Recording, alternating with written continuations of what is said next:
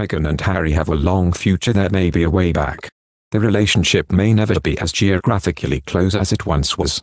When Harry lived at Kensington Palace and used pop round to William and Kate's. But there may be hope for the brothers yet, writes royal biographer Penny Dura. I sincerely hope that Princes William and Harry will find a way to repair their relationship. If not today, then sometime in the future, before it is too late and they are left living with regrets. The relationship may never be as geographically close as it once was when, pre-Meghan, Harry lived at Kensington Palace. And he used pop round to William and Kate to play with the children and raid his brother's fridge.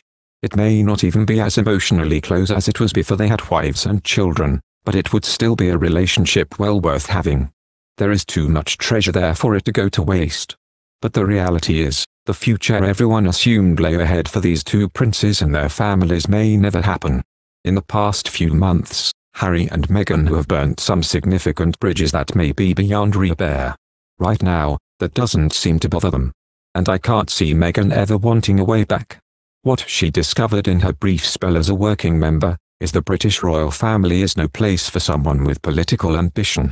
This centuries-old institution provides an unparalleled platform for charitable work. To change and improve people's lives, but it is not the springboard for changing the world, however burning and evident the need. Both as a woman and as a woman of color, she sees the need for change all around her. And is clearly passionate about standing up and being counted. And I wish her well in that. His passion is or certainly was for helping people who were disadvantaged in one way or another, especially children. And that was where he was so very talented. Because he had such a difficult childhood, he could empathize with others in a similar boat. He may have lived in grand houses and palaces and been the Queen's grandson.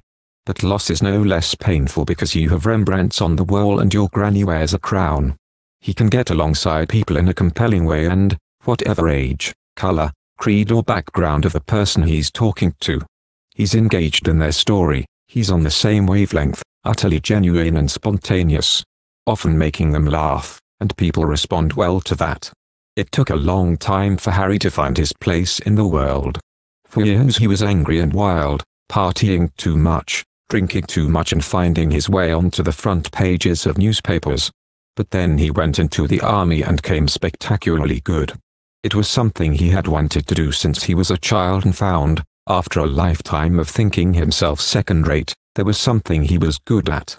He had always struggled at school and done dismally in exams, but he discovered, against all the odds, that he could fly Apache attack helicopters with extraordinary skill. He also proved to be a very gifted leader, able to motivate a team of people while earning their respect and affection. These discoveries were the making of Harry. For several years before this, Harry had been so disenchanted that it had seemed possible, if not probable. He might opt out of royal life and go and live in Africa, which he loved and where he could live anonymously. The tiny mountain kingdom of Lesotho might have been a possible home. He had helped out at an orphanage there between school and Sandhurst, and the charity Centervale that he and Prince Seeiso of Lesotho founded together as a result, has always been very close to his heart. He has raised millions of pounds, a lot of it riding polo ponies, also awareness, and made a huge difference. When he came out of the army, a life in Africa seemed less likely. Having served on the front line in Afghanistan and seen terrible things, not least the courage of his comrades, the disenchantment seemed to have faded and he was motivated to raise the profile of veterans. He put his name to help 4 heroes as did Prince William. He walked with the wounded to the South Pole. And he created the Invictus Games to prove that there is useful life beyond injury.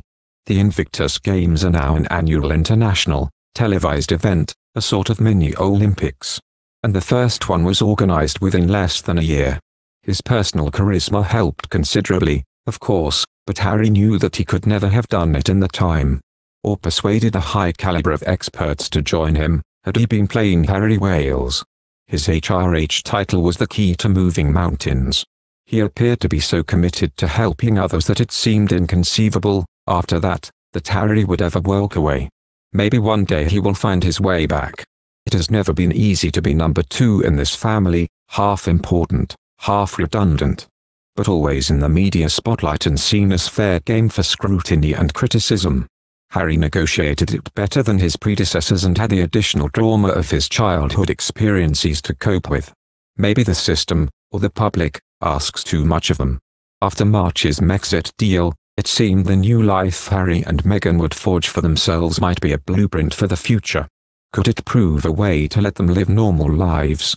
And the royal family shines a light on causes in urgent need of support, and brings in urgently needed funds. Without them, Britain would be a poorer place.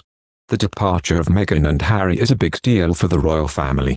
And Harry grows more and more mature when he is himself with his small family.